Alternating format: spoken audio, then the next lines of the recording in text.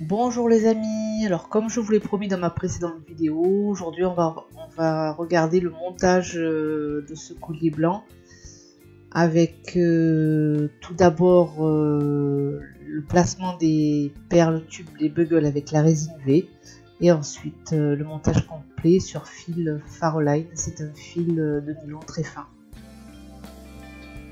Alors vous aurez besoin de buggles 6 mm, donc là c'est le coloris cristal AB transparent pour laisser passer la lumière de la résine V bien sûr. Le fil Faroline 010, c'est du fil vraiment très fin, un peu comme du fil de pêche, du fil long mais très solide. Des aiguilles fines, des cache-nœuds. Donc j'ai tout acheté sur le site Perle & Co, je vous mettrai quelques liens en barre d'infos. Des anneaux 8 mm, donc ce ne sont pas ceux que je vous présente là, et j'ai pris finalement des anneaux un petit peu plus gros. Des perles à écraser, bien que ce soit pas obligatoire avec du fil nylon, c'est primordial avec du fil d'acier, pas forcément avec du fil nylon, mais bon, je les mets par sécurité. Des perles de rocaille, des R8, ivoire et cristal. Et ensuite des perles rondes 8 mm, donc des rondes lisses et des rondes facetées. J'ai utilisé les deux motifs simplement parce que je n'avais plus suffisamment de rondes. Et de la colle azulite, de la colle à bijoux. C'est optionnel aussi, mais j'aime bien sécuriser mes colliers. Et bien sûr de la résine UV. Donc on va commencer par mettre un petit peu de résine UV au coin de chaque pièce en polymère et placer les perles buggles 6 mm et ensuite vous allez catalyser chaque pièce environ 30 secondes juste pour figer les petites perles transparentes.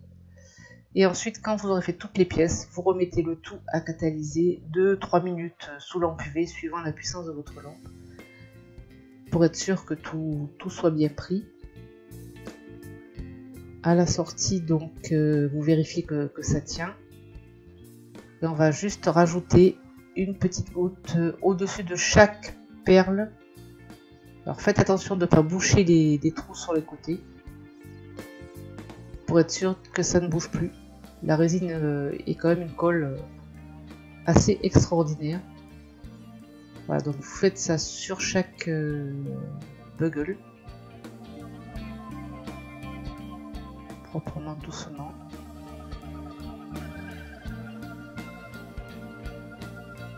Et vous catalysez 2-3 minutes, suivant la puissance de votre lampe.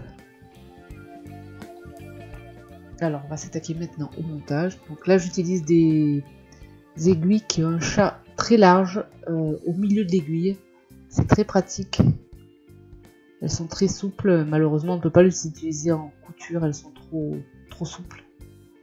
Donc on commence par enfiler une rocaille ivoire, une cristal, une ivoire. Ensuite, on va enfiler les pièces en polymère. Donc ne vous trompez pas de sens. Et au milieu, on va alterner une ivoire, une ronde. Alors là, je décide de mettre les rondes lisses au milieu. Et une ivoire à nouveau. Et on va faire ainsi jusqu'à arriver au bout des 5 pièces.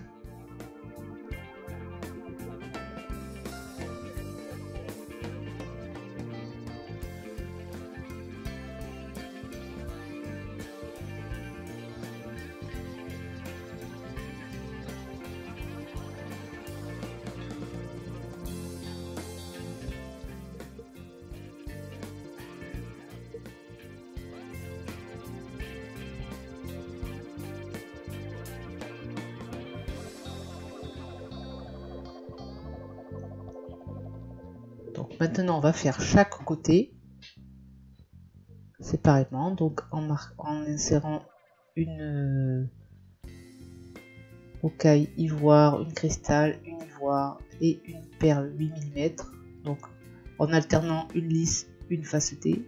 Voilà, je vous l'ai dit, c'est parce que j'avais pas suffisamment de perles que j'ai décidé d'utiliser 2 modèles de perles, c'est tout à fait optionnel.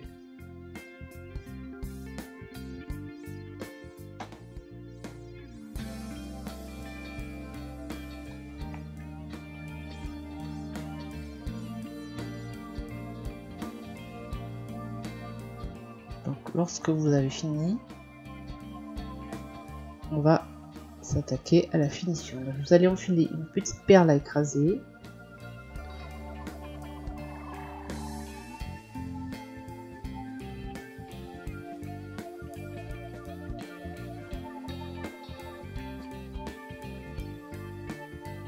Un cache-nœud, donc on va l'enfiler par l'extérieur.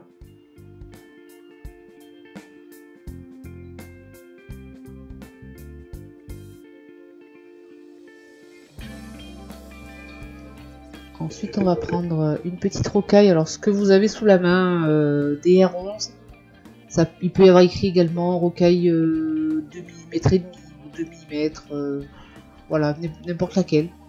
Bon, j'ai pris celle-là parce que j'avais ce paquet. C'est juste que celle que j'ai utilisée pour le collier me paraissait un peu grosse pour rentrer dans le cache-nœud. Ensuite, on va repasser par l'intérieur du cache-nœud, le trou, en laissant de côté la petite perle que l'on vient d'enfiler pour qu'elle vienne bloquer. Donc on ressort, on repasse par la perle à écraser.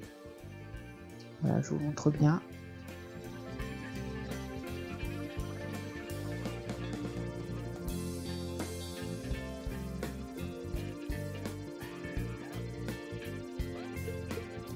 Ensuite, on va repasser dans les précédentes perles pour remonter de 3-4 cm.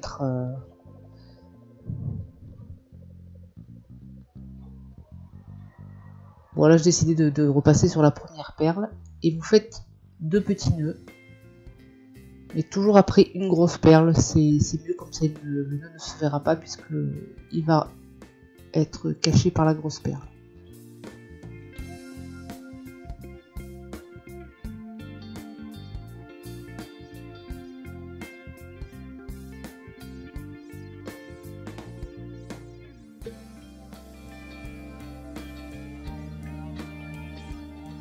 Voilà, une fois que vous avez fait ça, vous allez remonter à nouveau de 3-4 cm comme vous voulez, mais pas trop normalement. Voilà, on reste quand même. Et on recommence, on refait à nouveau 2 petits nœuds.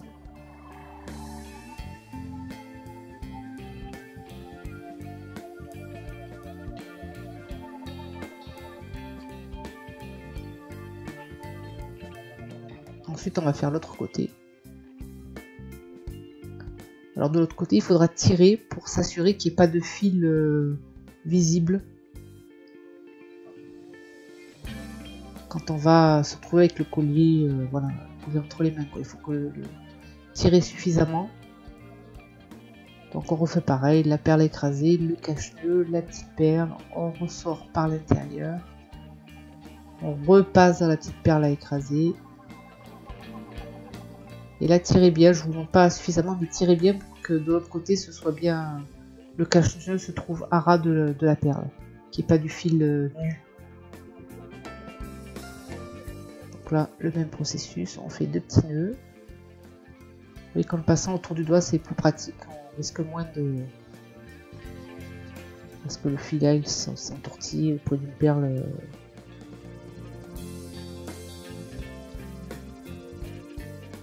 Et là ensuite on remonte, on recommence ça un tout petit peu plus loin, 2-3 perles plus loin.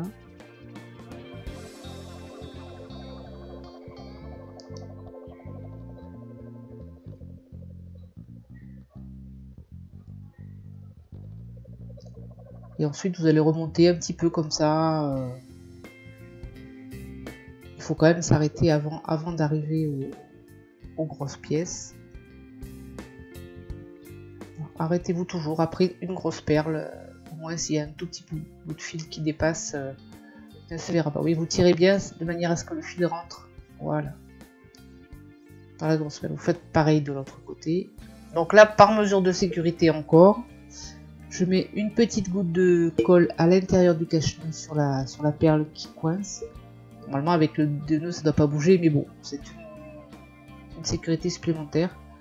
La colle, j'utilise une colle à bijoux qui colle au bout de 15 minutes environ. Ce qui est assez pratique parce que quand on déborde, on peut bien nettoyer sans que ça abîme par rapport aux colles trop rapides. au glue trop rapide. Donc là, vous refermez bien. Ça va coller tranquillement. Et là, on va écraser simplement les petites perles à écraser.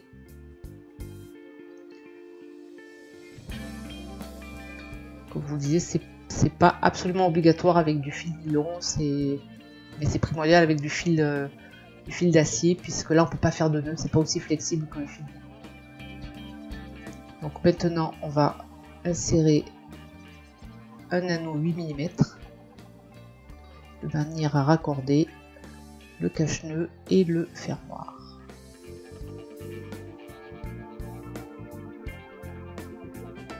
L'avantage c'est que si demain vous cassez votre fermoir ou il s'abîme pour une raison X ou Y, vous pouvez très bien le changer en enlevant simplement l'anneau. Voilà, et vous refermez.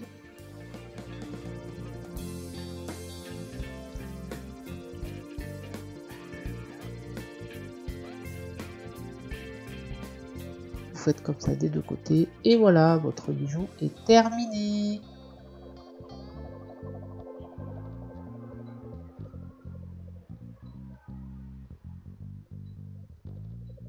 Voilà, c'est un petit peu plus long que de mettre de la chaîne, simplement des anneaux. Mais pour certains bijoux, les perles, c'est quand même beaucoup plus joli.